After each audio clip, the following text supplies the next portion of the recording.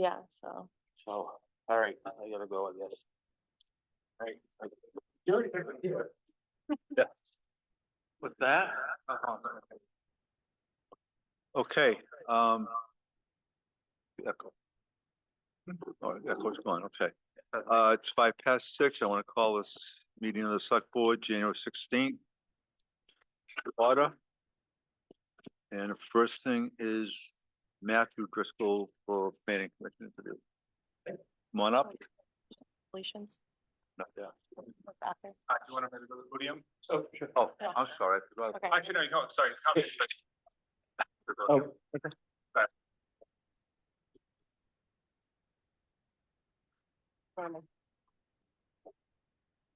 Hey. Talk a little bit about yourself and why you're interested in this position. Sure. So my name is Matt Driscoll. Relatively recent move to Woodstock. Live on Pleasant Street with my wife and two daughters who are 2 years old and 6 months old, 2.5 and 6 months old. We moved from Barnard in April. And yet we're very interested in joining the Planning Commission. I think we're full-time residents of Woodstock. We have a vested interest in seeing the town continue to sort of develop in a way that maintains its character, but you have the ability to walk to stuff in the village. There's sort of an economically viable village center. So I'm excited about spending some time on it because it's very relevant to our life in town.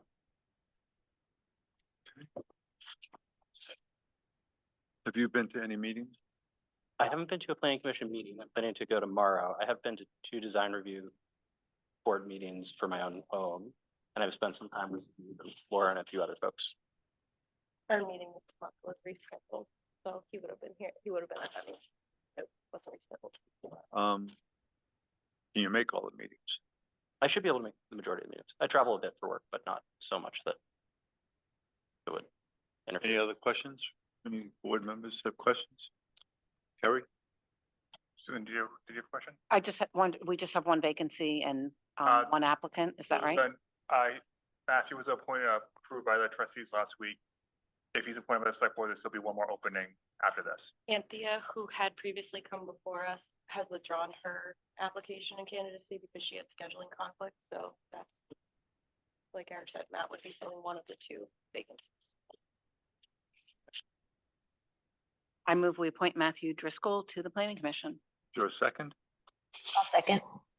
All those in favor? Aye. Aye. Aye. Congratulations. Thanks, everyone.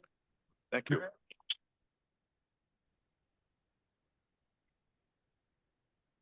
Okay, next is, we're going to an executive session to discover a lawsuit pending a probable civil litigation or prosecution to which the public body may or may not be party. So at this point, we will go into executive motion. I would move we go into executive session as you just set forth. Second. All those in favor? Aye. Aye. Aye. Okay. Folks, if you don't Aye. mind, you know, All right, Nikki's gonna break us out. Yeah, Nikki, you put us a breakout room.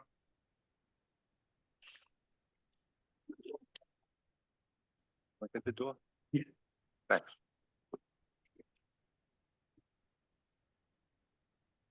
This is full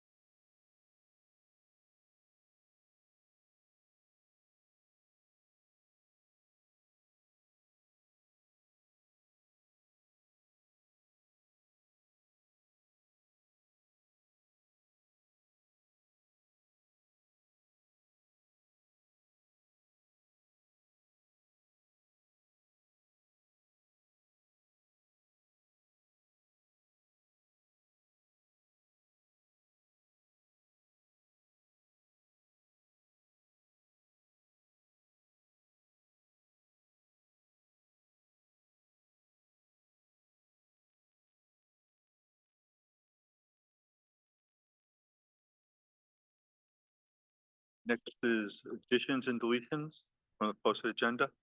I have an addition under other business if we have time. We did our planning commission interview, but I was going to ask the board, and Stephen's left, for an appointment, a special appointment to the planning commission as an ex officio non-voting member in accordance with our planning commission bylaws for myself, as I've resigned as a voting member as of December. So that'd be under J. And we're gonna delete discussion number 7, update on the on-farm restaurant amendment planning and zoning. Anything else? Citizens' comments.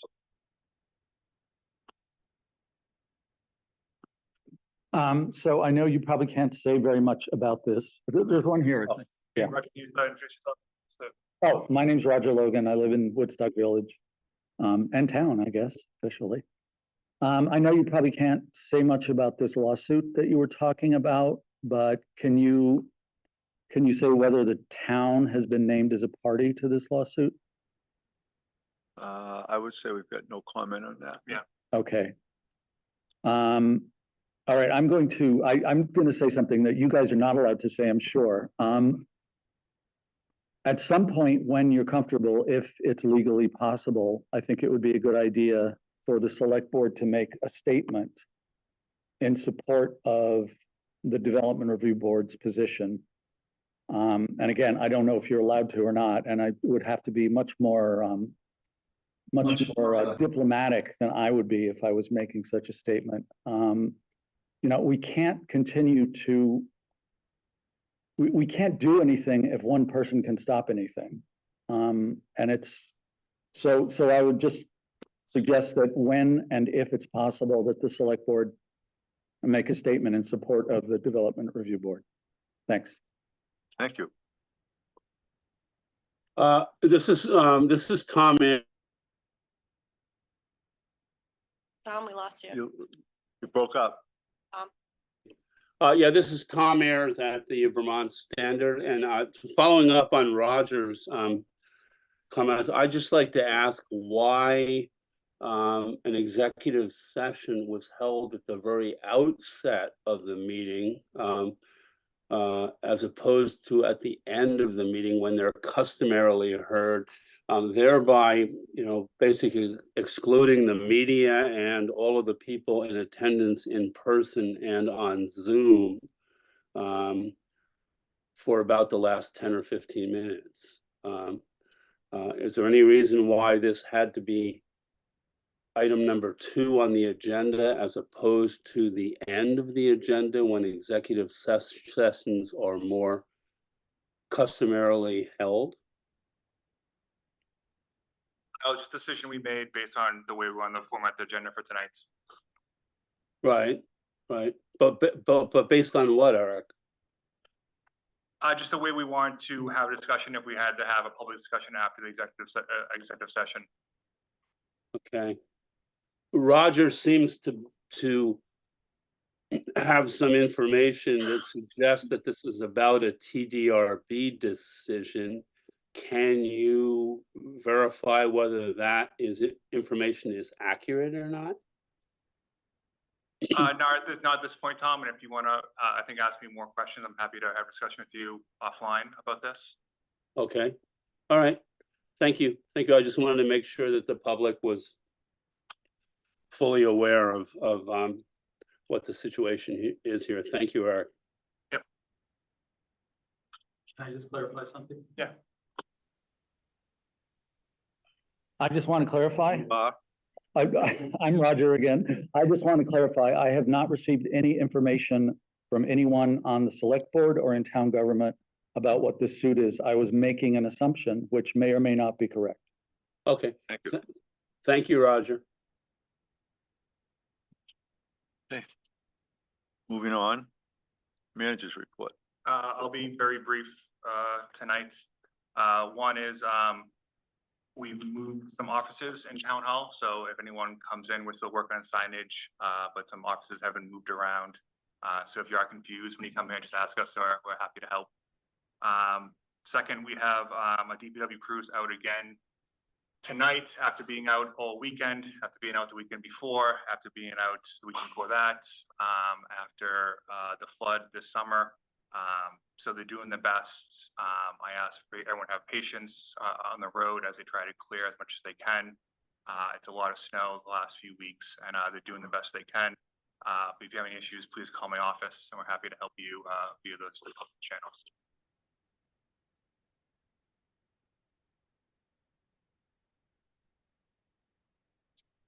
Financial report?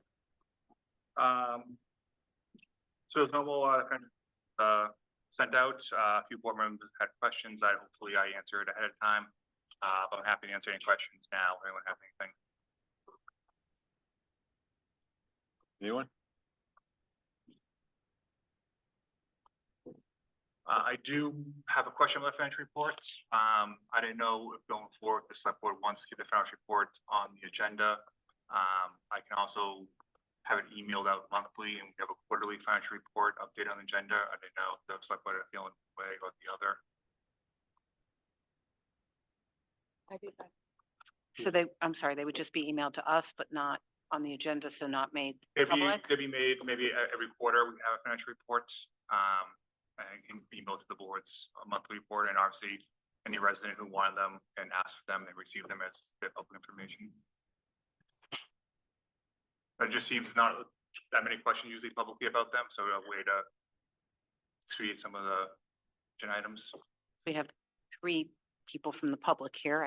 I want to make sure that Yeah. everybody feels that they're being provided with information. So does that sound, if you got the financial statements quarterly rather than monthly, but you could come in and get them if you wanted, does that meet your needs, or should we keep doing what we're doing? I'm looking at you, Roger. Okay. Susan's knitting and. Maybe I should get a lapel mic or something. I would like to see monthly financial reports put on the website somewhere. I think it makes sense what Eric is saying, since you generally don't have lots of questions. And what questions you may have are probably going to be in super detail. So it may not be the best use of your time in a meeting. But I would like to see information, a lot more information posted on the website with metrics and data and et cetera. So but as an agenda for the meeting, it certainly makes sense to me. We post it?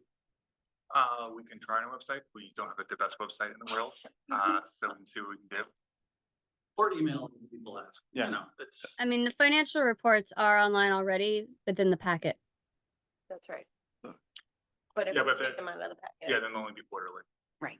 Okay. Yeah. That was a difference. We need a Okay. motion or just, No, it's just on there because it's always been on there, so I don't, we need a motion to, it's not legally required to be on there, as far as I know. now we have the wastewater treatment plant, are they on? They're right here. You're here. Oh, I'm sorry. I thought you looked familiar. See? Me too. Great. Okay. Standing here. I can, You want us over here? You said wherever you want. Yeah. Yeah. Yeah, Yeah, this- it's more comfortable for you to sit down than. Nikki, let me share my screen, please. Yep, you should be able to.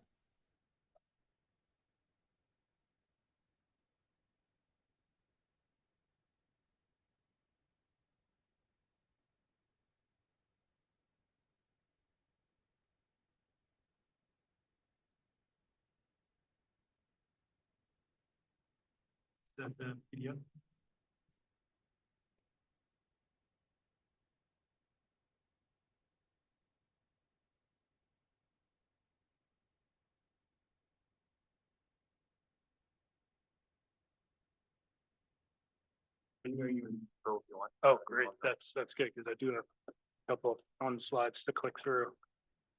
Okay, you want me to kick off? or- Yeah, you introduce yourself. Great. Yeah, so just to introduce myself, I'm John Olin with Boyle Tanner Associates. I'm the regional manager out of our Vermont office. And with me today is Kirsten Warden. You want me to introduce? you? Kirsten, Go ahead. Kirsten DiPietro Warden, Senior Environmental Engineer with Hoyle Tanner. I'm the technical lead of the study. So we just completed the preliminary engineering report for the Woodstock, Maine wastewater treatment facility this past year. And Eric had asked us to come back in and just give an update about what our findings were, where the existing plant is at, and talk about a little bit about the next steps to keep the project moving forward. So this is going to be a short presentation, and then we'll open up for questions at the end. So I'll just kind of click through and there we go. So right here, project location, pretty self-explanatory for, I'm sure everybody in the select board, if anyone in the public isn't aware of, just off Route 4, adjacent to the Atticus River there, kind of north coming out of town there. And background where the plant's at. So it was originally constructed in 1968 with a berm, flood berm and dewatering pump station added in 1973. Additional plant addition, very clarified. Talk a little bit more about the process and what the different meanings of these components are. And the process building in 1982. 1988 had the sludge storage tank addition and another one in 1998, as well as the blower building. There were headworks improvements made in 2006. And then the facility, which brings us to today where we're proposing some facility upgrades and kind of point out that 1998, that was the last time a major upgrade was done where a lot of the equipment was replaced or refurbished. So this is typical that span of about 20 to 30 years, 20 years being right about where the equipment starts to run out its end of life. And we're past that now since 1998. Like Kirsten, I'm gonna hand it to you. So flow enters, hard to see on this. Okay, there we go. There's the influence sewer, enters into your headworks building, and a headworks building is where we have screening and grit removal, screening to get out the big pieces of what we affectionately call rags in the wastewater industry, but it's getting out a lot of the paper and junk that's coming down your sewer line. There's also grit removal in that building. In that phase, and the importance of getting grit out of the stream is that it protects the downstream equipment such as pumps and wear and tear on equipment. From there, it goes into the aeration tanks, and that is labeled as aeration and digestion tank. It's a very unique package tank, and this is an old steel tank with steel interior walls, and in the center of it is an interior tank that is used for holding wasted sludge from the clarifiers. This particular particular structure is in very bad shape right now. So that is the biological process. Goes into there, it's aerated. From there, it flows to the clarifiers. Clarifiers are a solid separation process where you slow down the flow and you let the sludge, the heavy sludge, kind of settle down to the bottom. That is then pumped out, and that is what's sent back to the interior tank, or that's inside of the aeration in circle. From the clarifiers, clarified effluent, which is nice and clear, okay, flows into the chlorine contact tank where it is dosed with sodium hypochlorite, and it travels through a set of serpentine channels for its detention time and effective disinfection, and then it is discharged to the Ottauquechee River. There's also what you see up there called a dewatering pump station. When the river elevations are high, so back in the 70s, the Army Corps engineer built a berm around the plant to protect it from flooding from the Ottauquechee. But when the Ottauquechee level is high, it is required, or it is necessary, to boost effluent flows up above that level. And that's exactly what that plant does. It's all hydraulics. It kind of jumps over a weir from the chlorine contact tank, goes into the dewatering pump station, and then there's one pump in there from the 70s that boosts flow over. And I know that they use this not necessarily for flooding events right now, but when there's ice jams also on the river, and they need to get the flow up to a higher level. Also, you'll see there's an operations building. There are the 2 storage tanks. So this facility wastes sludge from the middle of that aeration digestion tank. From there, it is pumped into these 2 storage tanks. The facility holds sludge there and only contract dewaters it. They have an outside contractor come in, Paul Sanasak, and he dewaters the sludge. He does that twice a year. So they're able to hold their sludge for 6 months before dewatering. The generator and blower room provides backup power to the plant. The blower room provides air to those large storage tanks. And then there's a garage maintenance garage on the far end of the site. So that's what's existing right now. I want to just talk about historical flows. The plant is currently running at about 50% capacity. It's designed for a 0.45 million, sorry, let's call it 0.45 million gallons per day, or 450,000 gallons per day. And that's that red line that goes across the top. Okay. Currently, it's averaging about half of that, about 0.224 million gallons a day, and that is the blue line. Okay.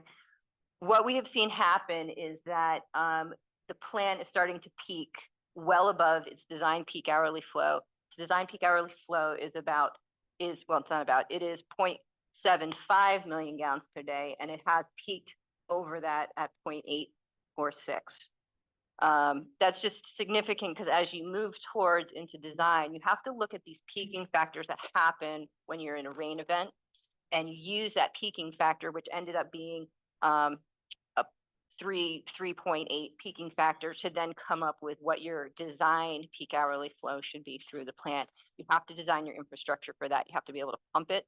This plant has pumping from the influent up to its, so if you can't pump that, you're going to flood the plant. It's also important because for disinfection, you need to be able to disinfect that peak hourly flow. A lot of the other processes you only design to an average day flow, because you're able to kind of dampen out the aeration requirements for a biological system. But disinfection has to be designed to a peak hourly flow before it can be discharged. So having said that, there are a whole bunch of processes at this plant that do not meet that treatment at the peak hourly flow. So just want to. So starting with the headworks is one of the areas that is not able to pass, is not rated for that peak hourly flow. The slide's hard to see, the chart on the side, but effectively we went through and did a condition assessment of all the pieces of equipment in the headworks, and you can see a lot of it is at the end of its useful life.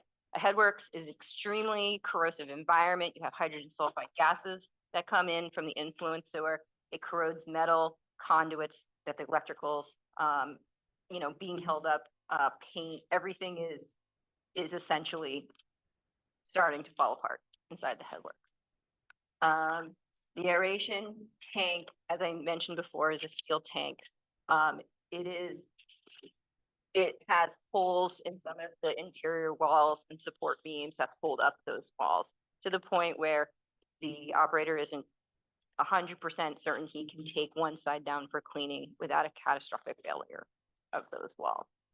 Clarifier tanks are, all of the interior metal components are at the end of their useful life, and there are some concrete repair concerns in those tanks, and we'll just show you a couple pictures. So that is the corrosion on the left side. That is the corrosion in that center wall and beam that holds up a steel wall down below between the two sides of the aeration tank. There's two trains. And then that's just a picture of some of the concrete defects that we've observed. There's a significant amount of concrete work that needs to happen. So to what Kirsten was saying on that steel channel that's heavily corroded on the left picture, what you were saying before, if you needed to lower down one of the aeration, one of the vestibules or the tanks down on one side, that would create when the wall would be out of, like, you'd have a force on one side of the hydraulics pushing up against the wall. So when it's in equilibrium, when it's filled on both sides, it's okay. But if you were to need to do maintenance, that's where the critical risk is. And the maintenance that needs to happen is there's aeration diffusers at the bottom of the tank that are important to impart dissolved oxygen into the liquid. That is the whole part of of the aeration tanks. You're pumping air in, it helps to degrade nitrogen, helps to degrade biological oxygen demand, and that's where your treatment's happening. Without oxygen, you will not meet permit effluent requirements. Oh, a couple more pictures. That's the interior of the one of the clarifiers that is drawn down right now. And some more pictures of just the tank concrete. Falling. The chlorine contact tank, so the issues with the chlorine contact tank are that it does not meet the state standards of disinfection. You need 30 minutes of detention time at the peak hourly flow, and it does not meet that currently. The other major deficiency with the chlorine contact tank is that it is below the, I know it's below the 500-year flood elevation, which is a new requirement for the state of Vermont. So as I just mentioned, aging infrastructure. We have an aging headworks, we have aging influent pumps. The aeration tank itself is in need of being replaced completely. The clarifiers need internal components, and the chlorine contact tank needs to be redone in the disinfection system. So those are the needs. There are other ancillary equipment, wasting pumps, blowers for those aeration, those big sludge storage tanks. They're old, they're inefficient. The technology has come a long way since that equipment was installed that would lower the energy costs. Most of this equipment, like an aeration tank blowers, the sludge holding tank blowers, they're on 24/7. They're on all the time. So there's a lot of improvements that can be made from an energy efficiency point of view to different areas of the plant. No. Okay, so our proposal is we're going to start with, our proposal is to redo the headworks completely with a new headworks building that's off to the side so that it could be built, constructed while the plant. One of the tricky things about proposing an upgrade to a plant is keeping the existing plant operational while you're building the new plant, because you can't not meet your effluent permit requirement. So we propose building a new headworks right next to it. We'll bring the flow in from the influent sewer. That headworks will have new screening and grit removal. From there, we'll flow into the intermediate pump station. We're going to reuse the existing wet well, replace the pumps with pumps that are rated to pass that peak, that new peak hydraulic flow, hourly flow. From there, we're proposing to build new aeration tanks. This biological process, we're proposing a anoxic oxic. So anoxic is in the absence of oxygen. So this is the first stage, and then you flow into an aeration stage where you're imparting dissolved oxygen into the liquid. That is the process that you'd want to use to meet your nitrogen limits that this plant has to discharge to Ottauquechee. So it's a favorable environment for having nitrogen consumed by the biology, the microbiome, the bugs in the wastewater. Let me just put it that way. It gives us flexibility to have a recycle line, a nitrate recycle line internally. So there's be flexibility to change the biological process to be more enhanced nitrogen removal or for phosphorus removal. So we're looking at different flexibilities with recycle lines in there. So basically anoxic to aeration, oxic, to the clarifiers that are there, reusing those existing tankage, but replacing all the internal parts. From there, we're going to demolish the existing aeration tank after we've built the new tanks. Then we'll go to a new UV disinfection building, and we propose that you get away from chemical disinfection. The chemicals that are involved for disinfection, sodium hypochlorite and sodium bisulfite, you have to chlorinate and then you have to dechlorinate so that you aren't poisoning the river and the fish, the aquatic life in the Ottauquechee River. They're nasty chemicals. Everything in those rooms corrode. They're hazardous for your operators to use. And so we are proposing that you change from that to a ultraviolet disinfection. These are lamps, if you will, and they sit in a channel. And it's a wavelength that can kill the RNA and DNA of bacteria. And they're used all across the state of Vermont. It's a very common. Your South Woodstock plant has a UV disinfection process. By demolishing the existing aeration tank in the middle, gives us room for in the future if we need to build a third clarifier. If flows to the plant increase over time, there's room for a clarifier there. The other thing that it gives us some real estate for is for a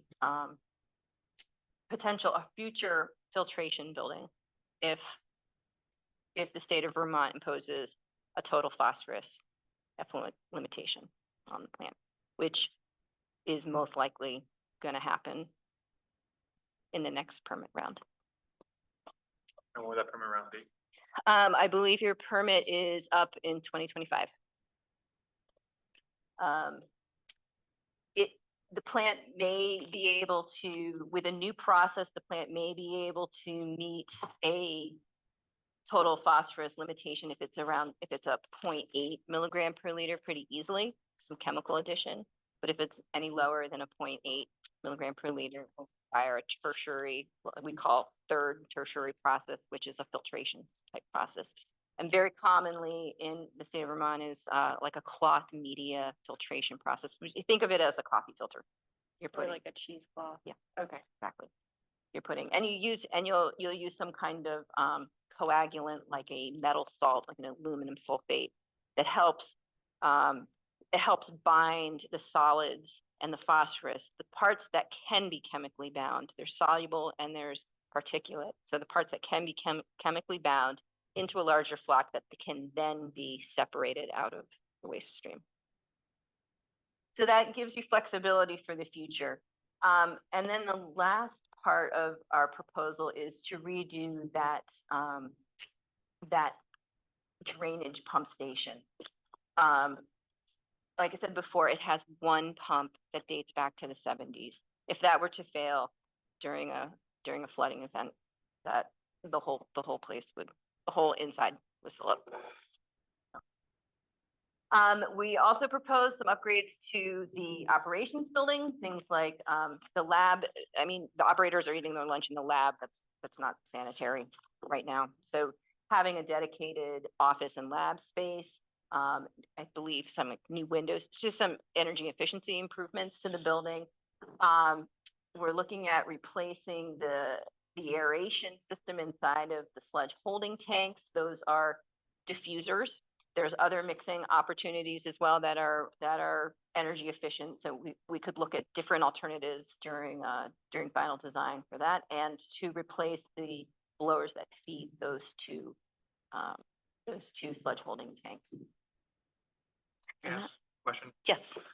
So there's currently no filtration tank proposal yet. No, correct. But we're pretty sure in 2025 it'll become mandatory. Yes, and it depends on what that limit is. Okay. It could very likely be met with chemical addition Okay. at this stage. Typically, if you're given a new limitation in your permit, you are also given a compliance schedule saying you have so many months to design it and then construct it. So it wouldn't be like day one Yeah. in 2025, like, oh, you need to meet this limitation. Okay. Total cost of everything that Kirsten just went through, just to give an approximate. Important question to keep in the back of our minds all the time is between 20 and $25 million. Is that in today's money or 2025, 26? That's actually got it's projected for bidding in April 27. 27.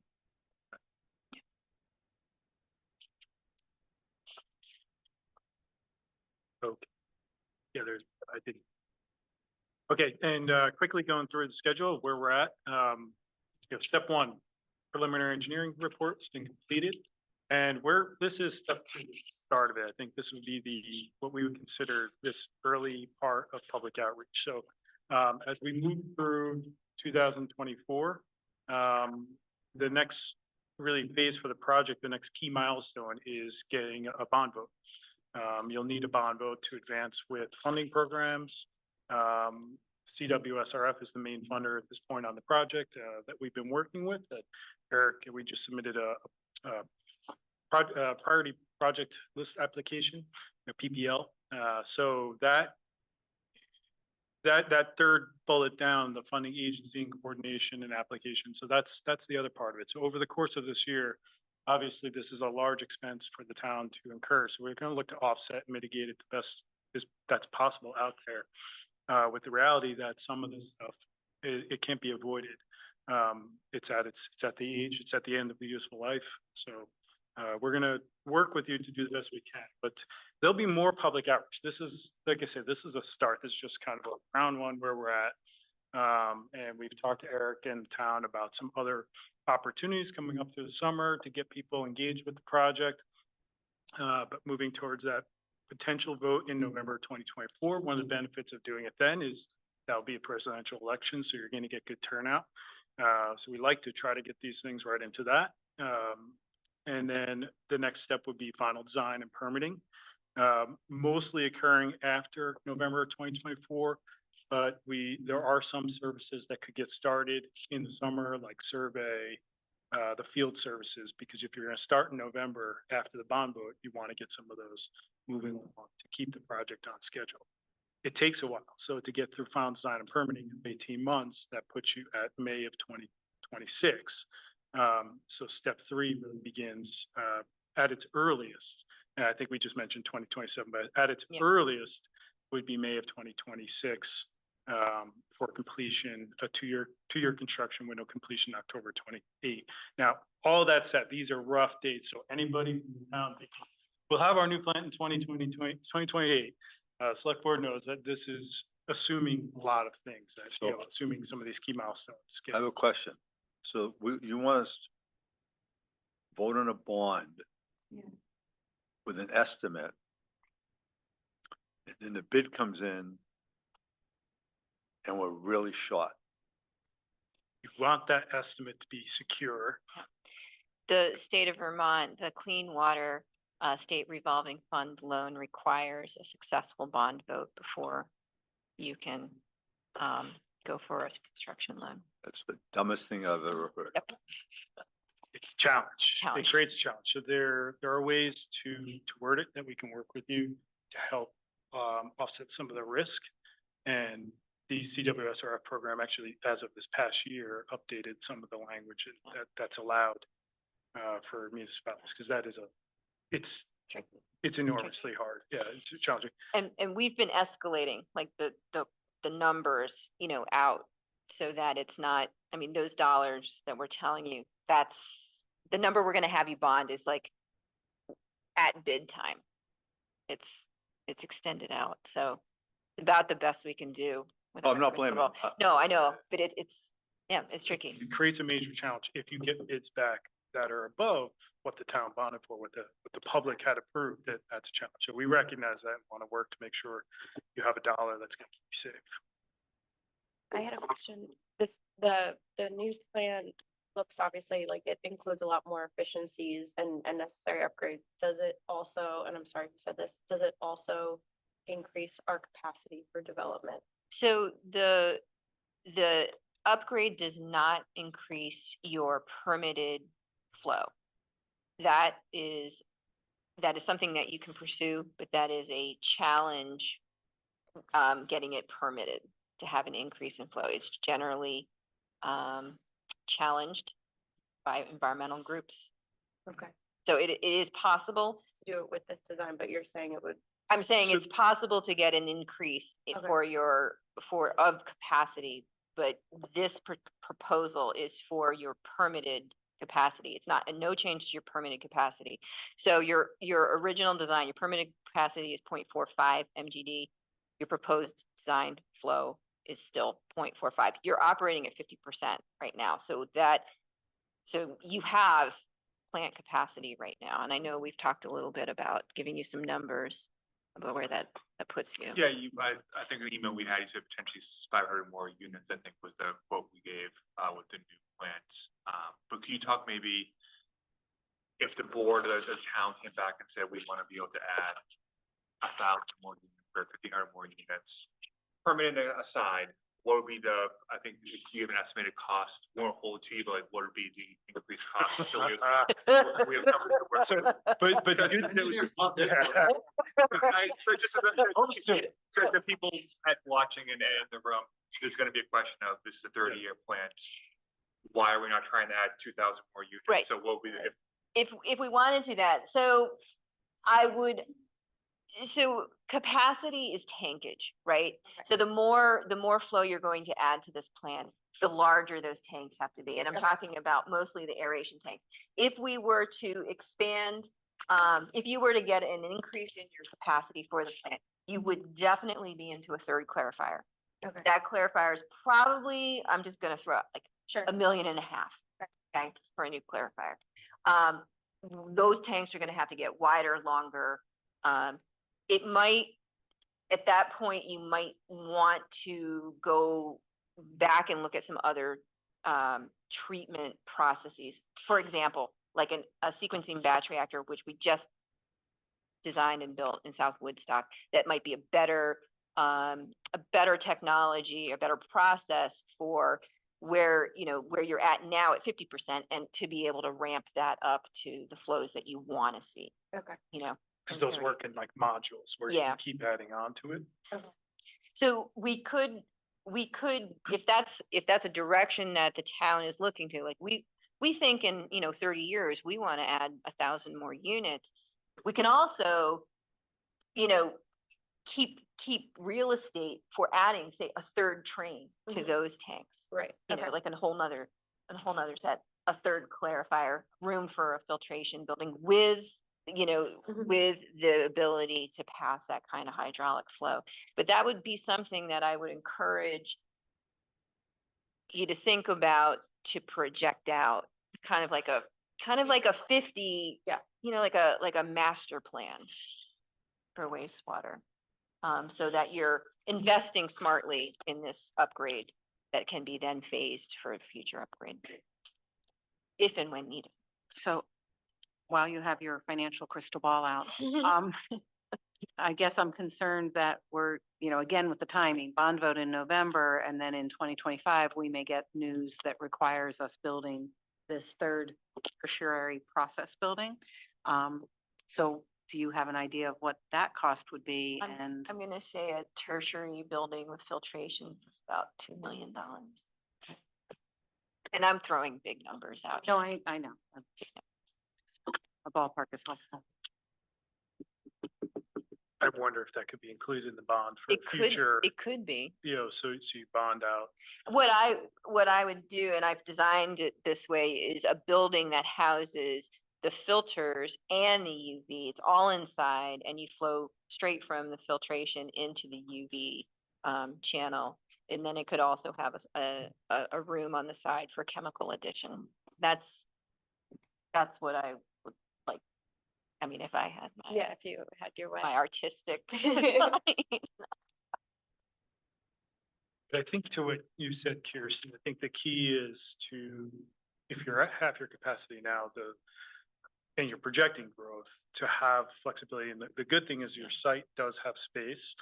Some of the sites, well, South Woodstock was a really tight space, but this has more room. So if as we're going through the preliminary design, that Kirsten is going to lay it out for that extra train on the aeration tanks, it's a good thought. Like, that allows you room for growth in the future, but you would want to go through that permitting process first to make sure that, before you invest this large investment, build the 500 units, get yourself near to capacity before you start.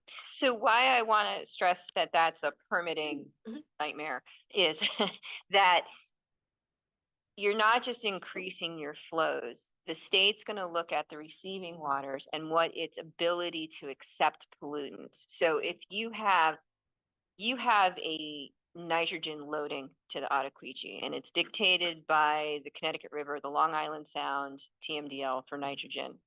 The whole anybody that discharges goes to the Connecticut has a nitrogen limit, and it's a loading, it's amount of pounds. You're only allowed so many pounds.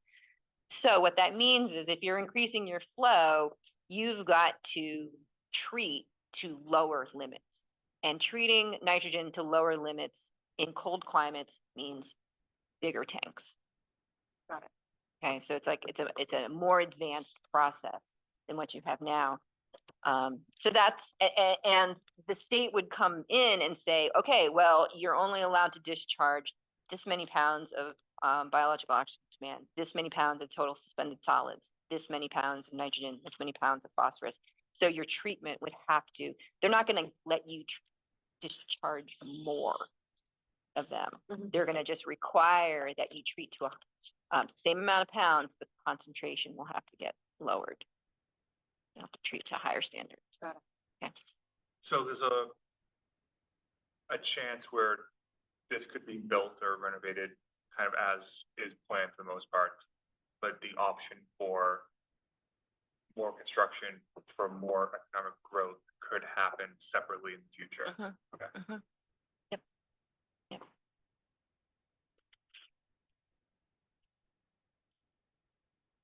Sorry, I think more questions on the select board. I don't know. Carrie, do you have a question?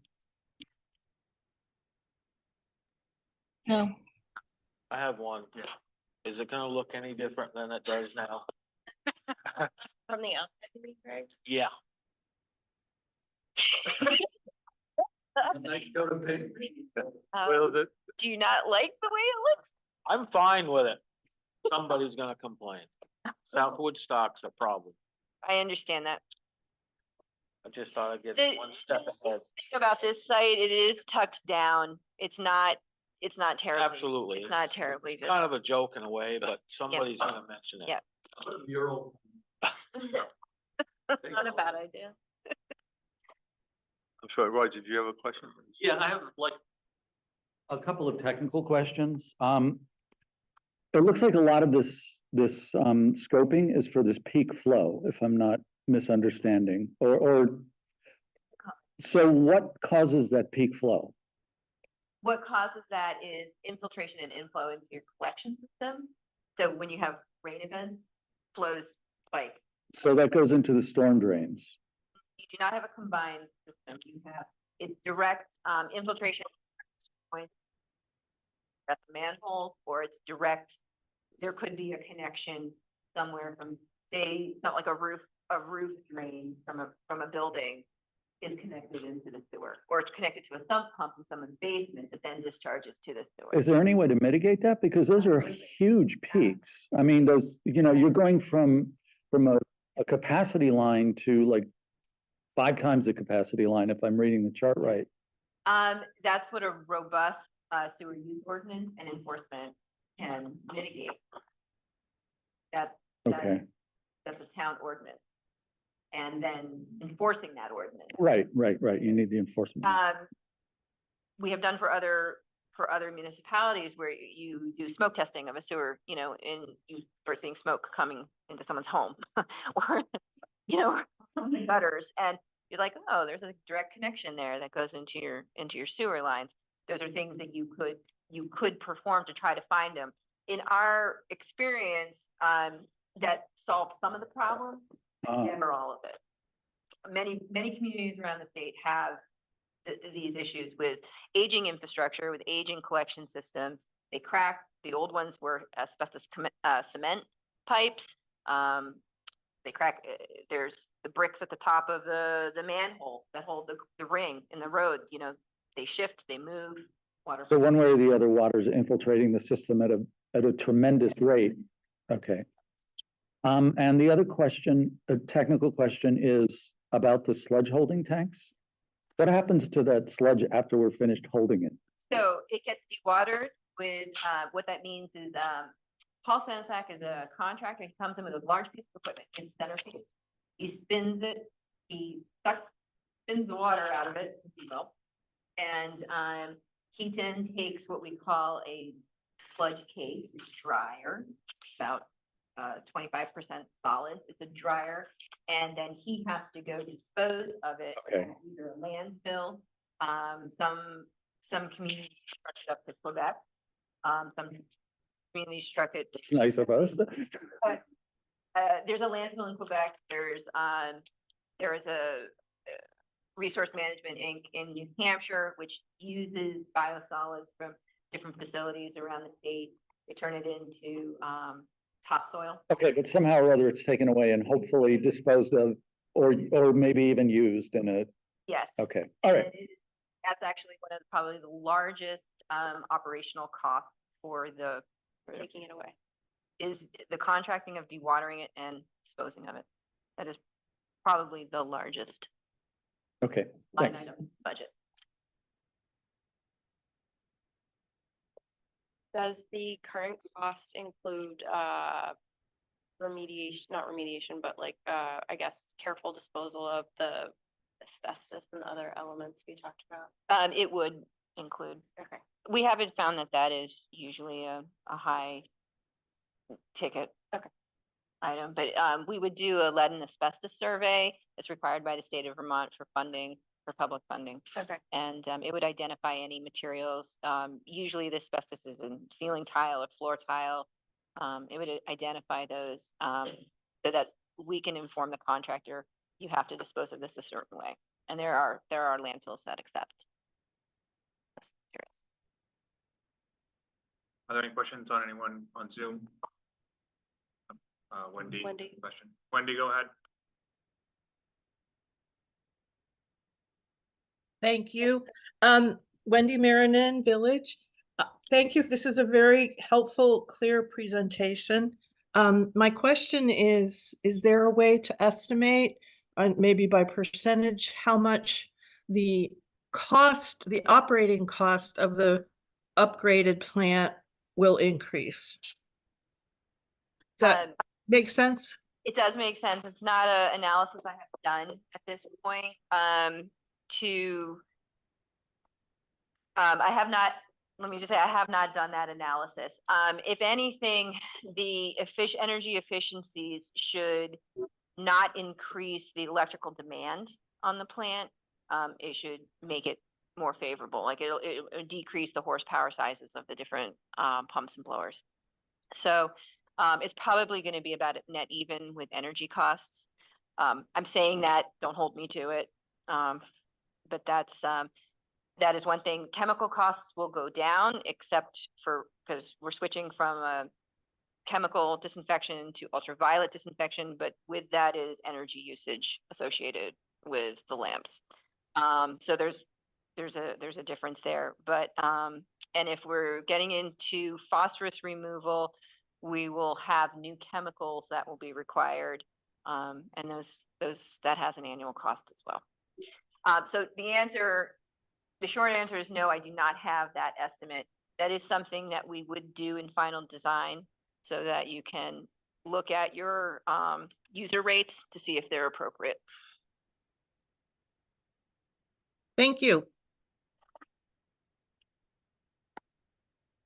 So if there are no other questions, what's the next step from here? What does the board need to do? What's those 10 next steps? Good question. So yeah, you and I were working, or we talked about, I need to prepare an engineering service agreement for the next step of public outreach, funding assistance, trying to help coordinate that, and then getting into the final design starting in November. But like I said, there are some things that you want to do this summer in preparation so you can roll right in. And that would go through the CWS process. So that takes a little bit of time. The first step is us to draft it up. I would run it through you. We would submit it into the DEC, their Water Investment Division. They do a review. If that looks good, then we can prepare the loan application for step 2 final design, which could include all of these services I just mentioned. And then that way you have a favorable loan in place to keep the design moving. That can be done prior to the bond. That's part of the services you get is help to make sure that you get the public outreach for the bond. So that would be the next step. And then we would talk about giving the select board a schedule of what they would expect to see in milestones over 2020.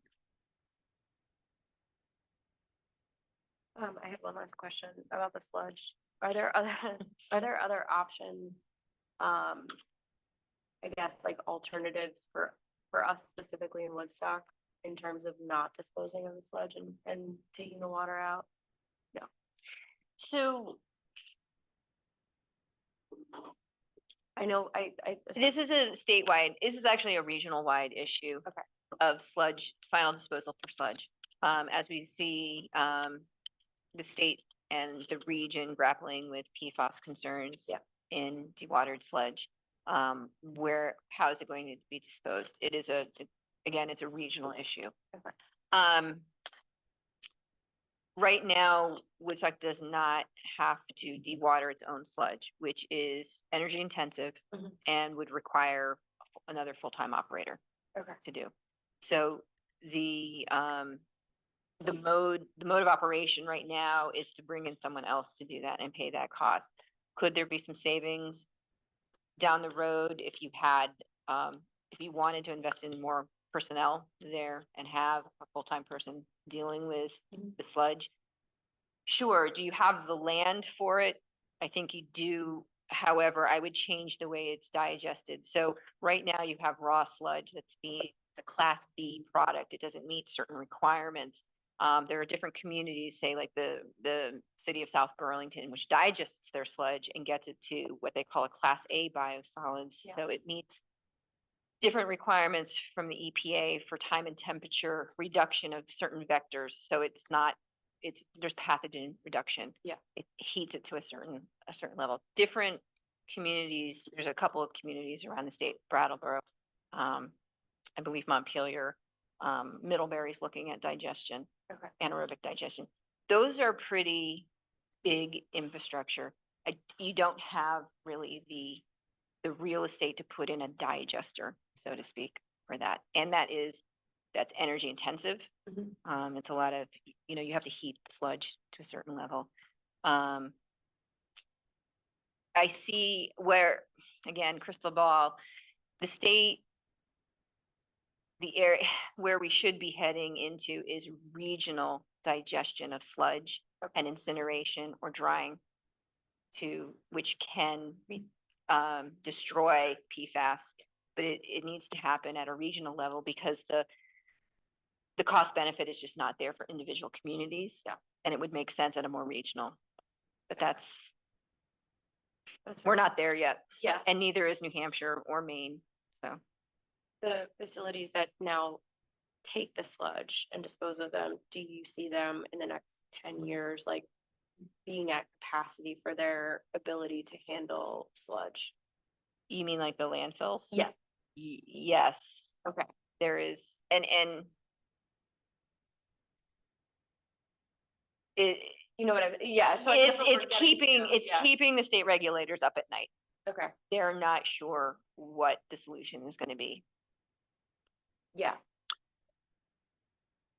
The For just- border with Canada closed for a It's period. closed but for a period of time. It might sounds like it might open back up. The facilities that reuse the biosolids for beneficial reuse, like they turn it into, V-Trans has a spec. What do they call that? It's a transportation topsoil. You can use it on a road project. Yeah, Okay. things like that. To manufacture topsoil, that's the name of it. They won't accept your sludge if it has PFAS in it. Yeah. So there's a level of testing. It's hard to say. Yeah. I wish No, I it could, was I wish just- I could give you Yeah. like No, I'm just curious if we're gonna keep making sludge, like at some point we're gonna run out of space to put, yeah. So like, do we need to be thinking even broader about what we do with the sludge if we're, every treatment plant in the state of Vermont produces sludge. The only ones that don't have are lagoons. And it sits in there for 20, 30 years. It still produces it. It Still just produces doesn't get it. pulled It out as doesn't often. get pulled out. And then when they do need to pull it out, we're talking a couple $1 million. Yeah. To remove that sludge. So it's a cost you have annually, or it's a cost you have every 20 years. Yeah. Sorry, I just have one more question. This may be goofy. But I know that places like Burlington are testing the wastewater for pathogens. Is there anything that needs to be done to make that possible here? So say we wanted to look for COVID spikes or whatever. I believe, I'm not sure if they're doing that with the state of Vermont, the health department, or if they're doing that with UVM. But yes, they've been tracking COVID outbreaks through testing at certain different parts of the city. So is there anything about the design that needs to change to be able to do that? They're doing collection systems, so no. So they just get it downstream? Okay, upstream, okay, So they can tell like, oh, the new north end, okay, Viking, or the south end, or something like that. It's not at the treatment plant. Okay. But, to that point, it's not a goofy question. Sampling happens at the influent of a plant. They have a composite sampler. They sample for, they don't sample for pathogens, but they're sampling for, biological oxygen demand, the temperature, the pH, the total suspended solids, the nitrogen, phosphorus at the beginning, and then they have a composite sampler at the end so that they can show their compliance with their discharge permit. all right, that makes sense. Great, thanks. Okay, that's it. Yeah, that's it. All right, thank you. Thank you very much. Thank you, everyone. Thank you. See you. Thank you. Slow. Slow. Yes, I would say. Yeah.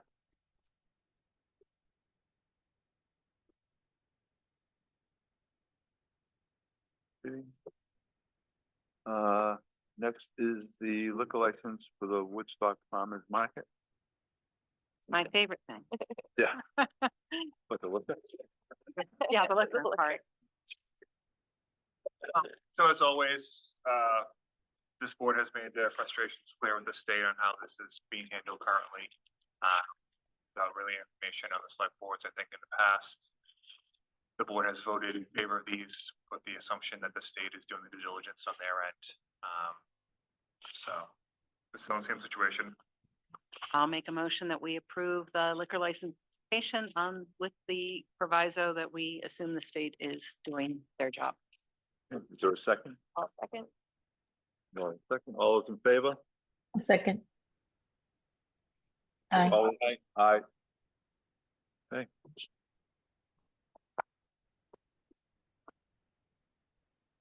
The EDC. I don't know if anyone is here. Anyone on?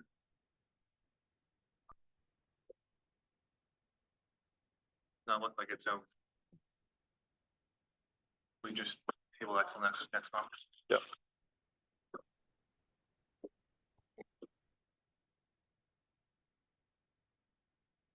ARPA.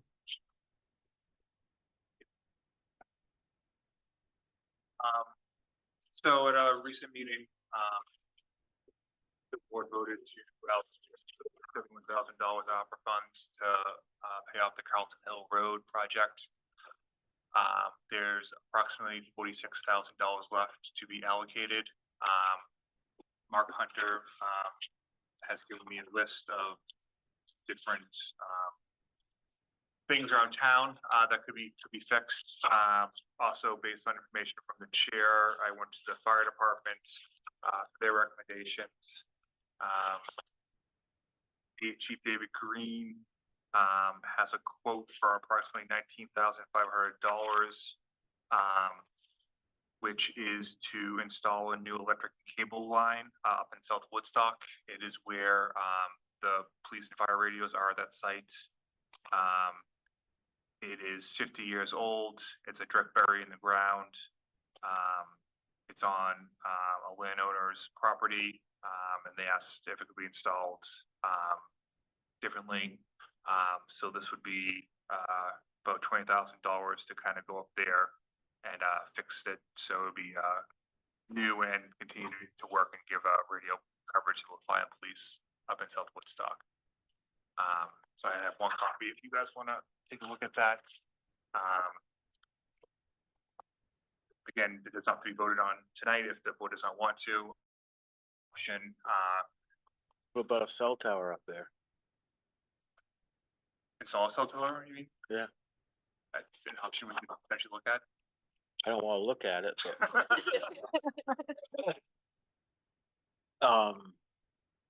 it's right above my house. Okay. We need cell coverage.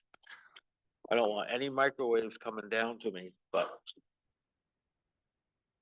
would the power line be big enough to sustain something, or is that a different another whole? That's beyond my intelligence at the moment, but I can look into it.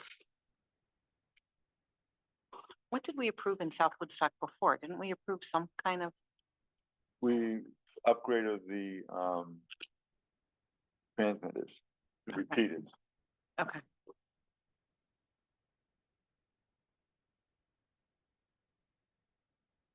And if the board wants more information, I can have Chief Green type up something more depth. I think we're at a pretty good place, we're only about $46,000 left.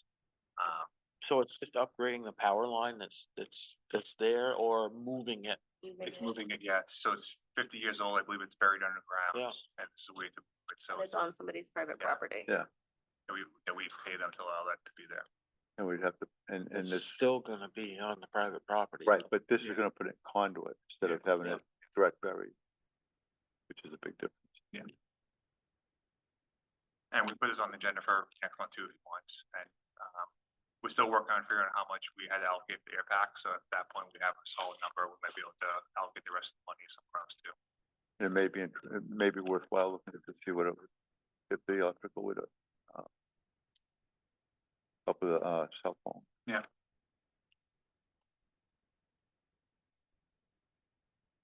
I don't know if it's a good spot for it, but there was, back when Phil was involved, there was talk about that.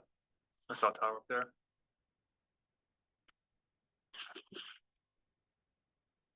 What are the other things that Mark has?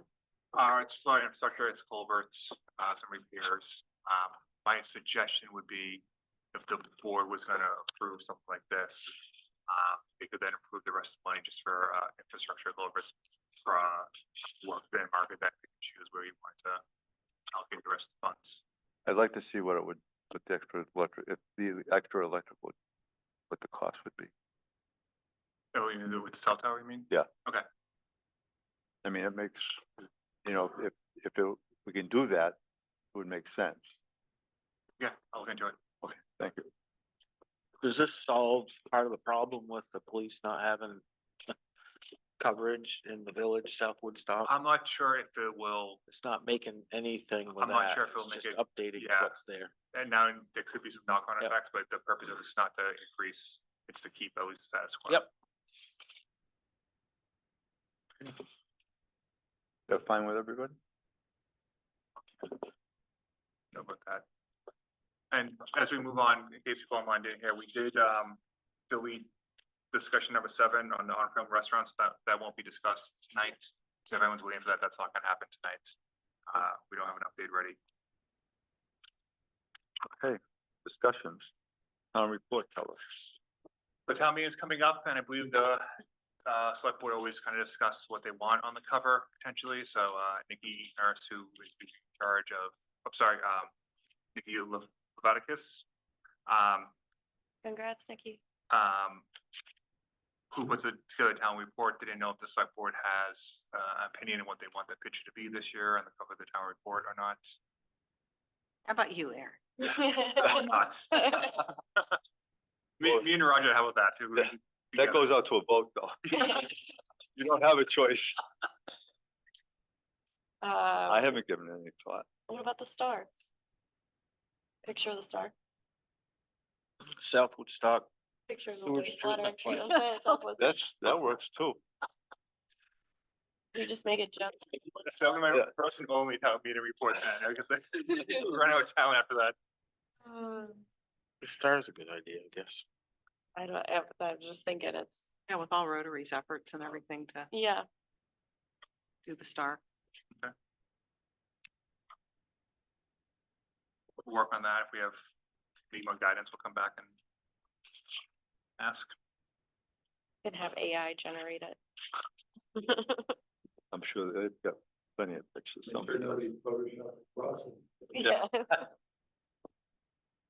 I'll put the cross. I think it should be a bottle of the FEMA water. Yeah. Yep. Right. Sewer ordinance.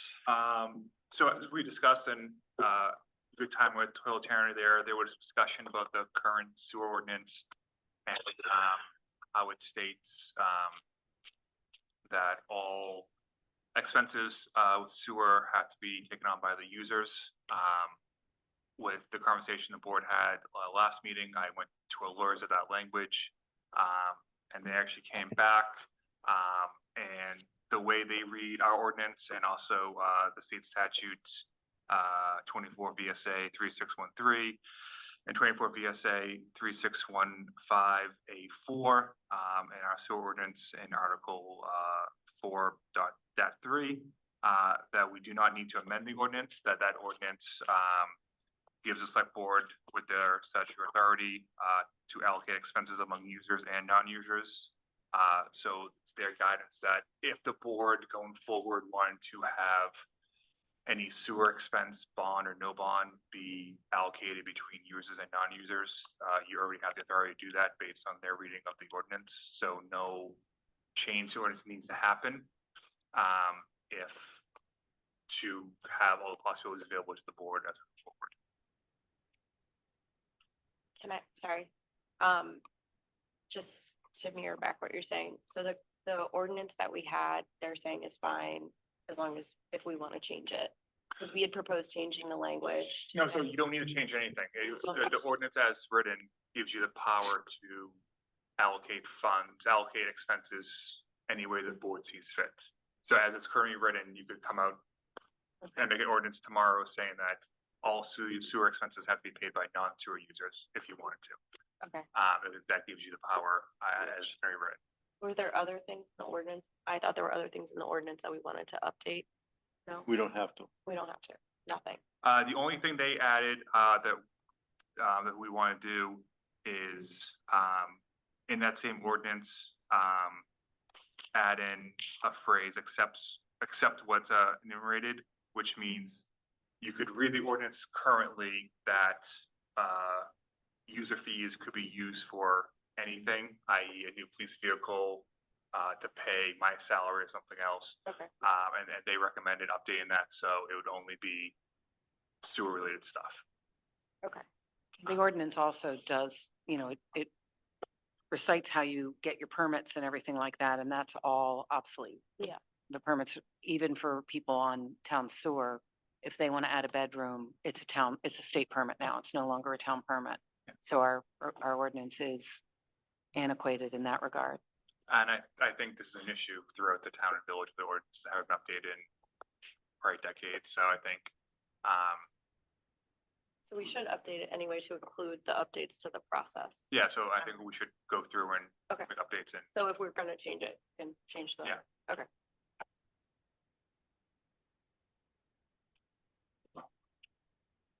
Town hall update. Can I make a comment? Oh. I think everybody knows who I am at this point.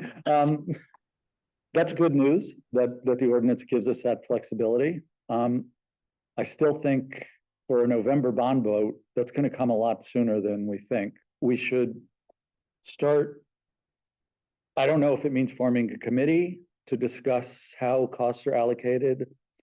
Hopefully a small committee that doesn't squabble too much, or whether that's something that you would prefer to do as a board, to come up with whatever kind of formula you can come up with and the justification for that. And then there's a huge public Yeah. education that's gonna have to happen. And because nobody's gonna be happy with it, because everybody is gonna pay. And I think, I mean, these guys did a great job of putting it all in very user-friendly terms. So, I mean, I understood 97% of what they were saying. But I think, I think it's relatively soon, you should come up with a method for coming up with how are you gonna allocate costs and how to communicate that to the public. Thank you.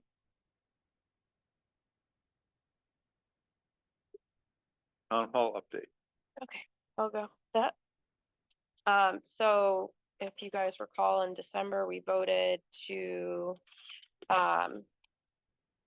create a working group made up of Eric, Ray, and myself to explore our options when it comes to town hall and beyond. And so we met last week, and right now we are in the information collection stage of assembling some information so that we can better refine the criteria that we outlined in that meeting, specifically as it relates to what we consider financially affordable. And we will meet again before the next February meeting, and I hope to have some really great action items and updates for that. We all have action items that we're working on for that meeting. So Thank you for reminding. great. I will send emails to remind everybody of their action items. I didn't get any. I Okay. thought we'd get them all to you, but I guess. So it was a productive meeting. We're moving ahead, forging forward, and I will be excited to have more information to share at the February meeting. Town meeting prep. The two things we wanted to discuss was the 1% sales tax and then also the informational session. So I got back from a lawyers today that I was asked to look into if the village had the ability to opt out if the town passes it, based on research from our lawyers. They're not unable to do that. So if the town passed the 1% sales tax, it would be in place for the entire town. So that's kind of what information. We are still looking, and Laura is doing most of the work into how the online sales tax would work and what that could look like. So we don't have definite answer yet, but she's working towards that.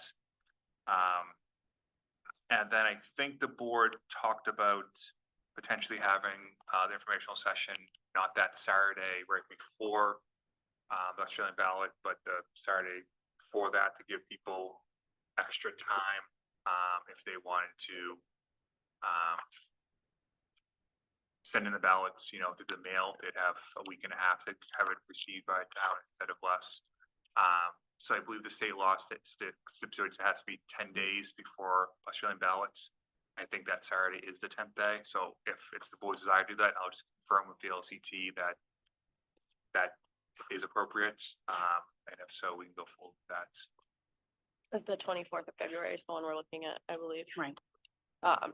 It's the, yeah, I looked. Pomfret's also having their informational meeting that day, so I would assume it's fine, but I think you should still check. Yeah, that works for me. Eric, can I bring up the nonprofit articles? Yeah, Brett, whatever you want. Yeah. Okay, so one thing that I've always thought is that people should get more information about the special articles and the nonprofits that are asking us to vote to give them money. And I think people understand that our budget sets a tax rate, and every one of those petitions that gets approved is going to increase that tax rate. And we all know that we have some nonprofits in this town that do tremendous work and deserve that money. I'm not sure about others because they don't come on the Saturday meeting. They don't make presentations.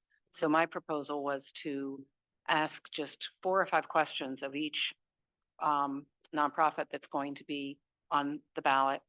And I believe the standard would, if they keep them short or they're given editing approval, and I know we have some people from the standard here, but I think that they would agree to print those. Possibly we also put them on the listserv just to give people more information when they go to the polls about the nonprofits they're voting for. Good idea. Great idea. Okay. You have the questions? I had a few questions. I Oh, don't know what where do you they have? are. Let me see if I can find them. I might be able to. I think the more information we can give the voters, the better outcomes we can hope to have. Here we go. And these are, I just did this quickly. So if anyone has any other ideas, and I had a heading that please note that they may be published in the standard and the listserv, so keep your answers brief. Otherwise, they might be edited. Describe your organization's mission. How many Woodstock residents are either employed by or volunteer with your organization? Describe your work specifically in the Woodstock community, and how will the money being requested be used in Woodstock? So kind of. Yeah, I think my only maybe consideration or addition would be if they are also receiving funds from the budget. I don't know if anyone else has a feeling on that. Yeah, because a lot of people don't know. I think that's a good question. Okay. Actually, Roger, anything else you're dying to know? I'd like to see the number of people served directly by that organization as opposed to indirectly. And if they have any additional revenue sources that they could be tapping. Thank you. Great.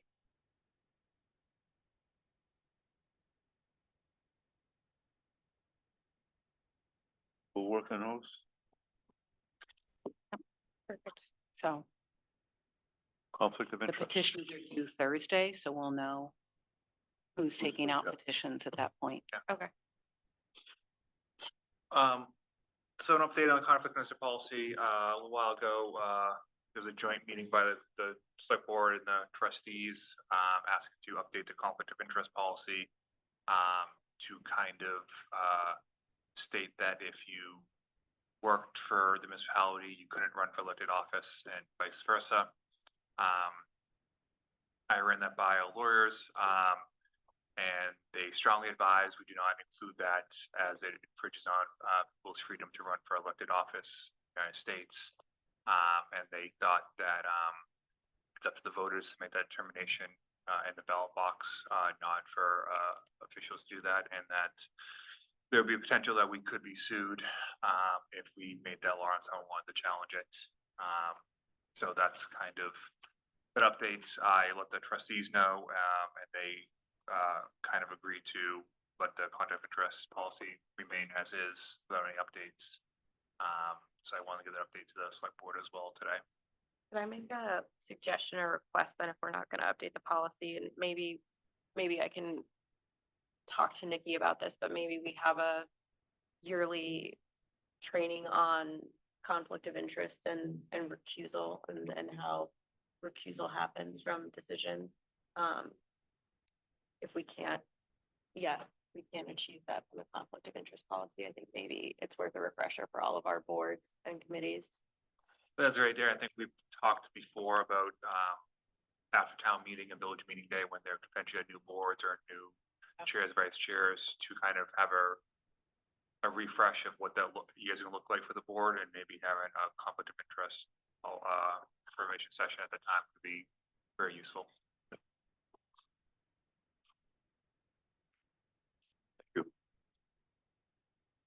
Calendar of events. So finally, we talked about this again a few times, so we just want to kind of get this off and the ground running, of having at least one board member, not two, get together and kind of sketch out kind of what the years will look like when things will be discussed. And so, the board has a plan to work off of, but also the public has that knowledge as well. So sometimes it won't be as rushed putting things on the agenda, people not knowing when things are going to be discussed. I think a great example is the Huddle Tanner and the main wastewater plant. If we go forward with all this stuff, have an outline of how things are going to happen throughout the year, could benefit us and also the public. So I just want to see if we can kind of get that ball rolling as well. Again, so hopefully by at least March, after town meeting, kind of have a outline of what the year will look like for the board. And if anyone wants to tackle that with me, I'm happy to work with whoever. Perfect, Susan. Everyone's looking at me, so. If I keep bringing this up, No, I think it's great. No, it's a great idea. that's fine. Yeah. I think it's great to have planning.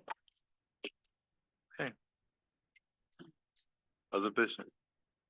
Oh, this is me again? Yeah. Yes. So I'll give some more context. And Wendy has her hand Oh. up as well. Hi, Wendy. Wendy, you're on mute. Oh, thank you. Thank you. I was saying, okay. Thank you, Eric, for bringing this up. That my question, I thought it was for the town meeting, but it's really about the calendar. My sense is that voters will be asked to make decisions that impact taxes several times this year.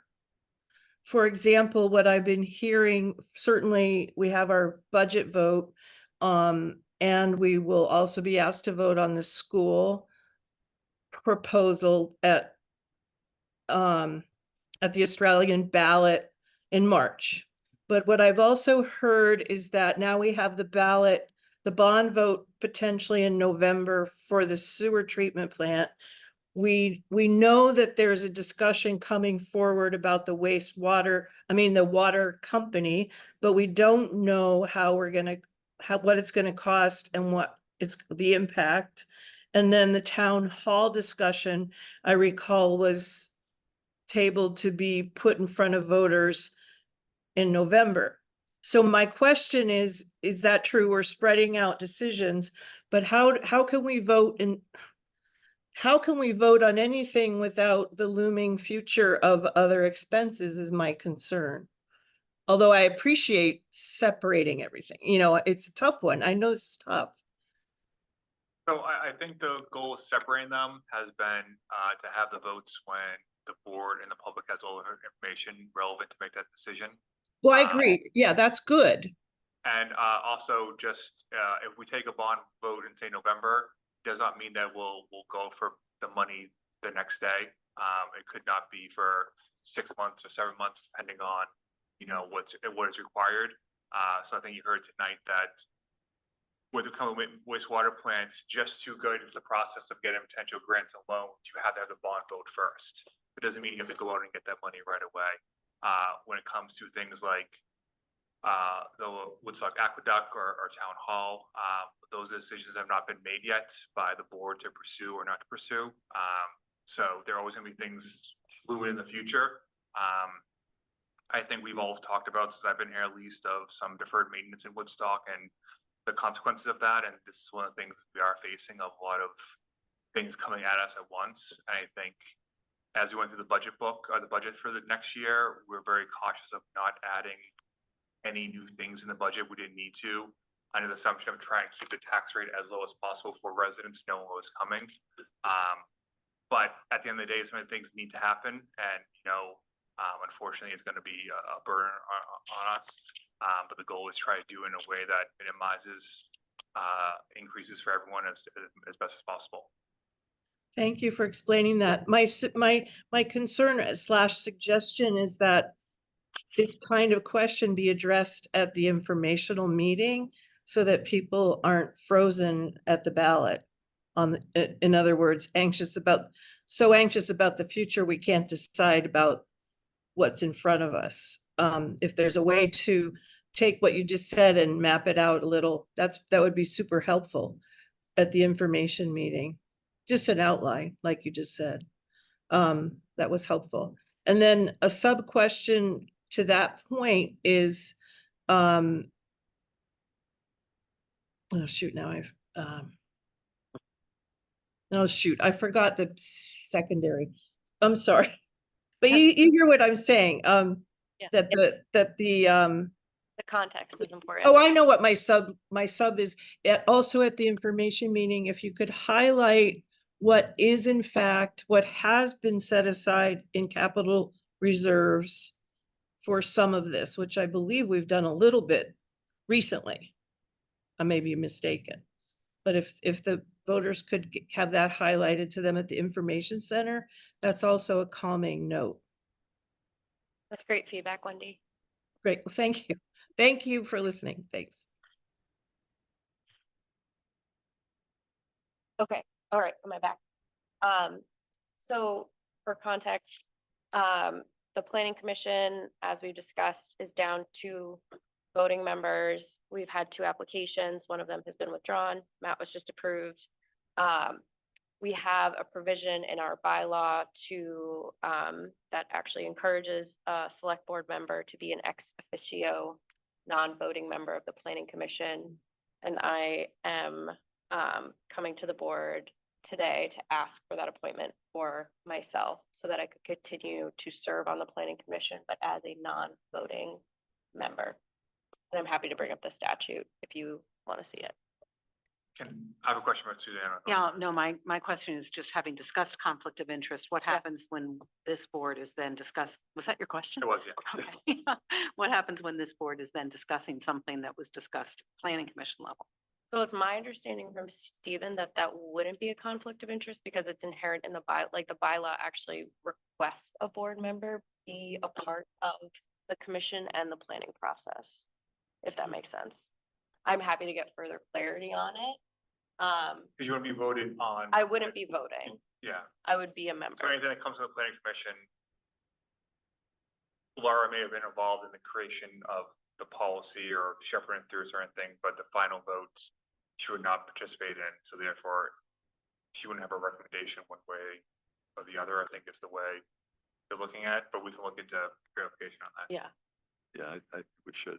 I mean, I think, because I know you've done just a ton of work on the planning commission, which Yeah. is, we're all very thankful for. Yeah. And my guess is that that might not end. Yeah. And so Yeah. even if you haven't voted on something, if you've drafted something, it just is kind of uncomfortable at sure. this level. Yeah. So that's just my only. No, I think it's a great comment. suggestion. We can, So I guess we could table this for next meeting, Yeah. or Yeah. we could vote to see if they will want to vote UBX Fisher and then see what guidance is from lawyers. it seems like everybody's more comfortable with getting clarity, and so I think we should wait until Yeah. we have clarity. I mean, you can still go. So- Yeah, still planning to go to the meetings. We'll let you go to as many meetings as you want to go to. Okay, approval of the minute. Because I know you have one update, right? Now, the December 18th minutes, when it comes to discussion, it's D 3, 4, and 5, the sewer budget. It talks about that Jill Davy suggested implementing a smaller increase now instead of a larger one later, and I don't think that was accurate. I think that Jill was saying, I think Jill advocated that we increase the sewer fee to pay for some or all of the work at Brayside. And so that, we wouldn't be drawing on capital that maybe we could apply to reduce sewer fee in the future. And then I think we also voted on that, which changed the budget. Am I remembering that right? Yeah, so I had the budget kind of up and we were talking about it as we went through, so I made the changes based on select board's guidance that, So I just think that the minutes should reflect that, because it presently says that we approved the sewer budget as proposed, but we don't say that we changed the budget. Including the changes made. Yeah, and I think we should reflect what the change was Okay. from what was first presented. so we're having to make that change. Okay, Yeah, thank as you. I think the So I would changes- move that we approve the other minutes, so December 5th, December 13th, and not approve December 18th till it's changed. Second, Second. all those in favor? Aye. Aye. Aye. And that brings to the end of our meeting. Your motion to adjourn So moved. for a second? Second. All those in favor? Aye. Aye. Second. Aye. Good night. Thank you. Thank you. Good night.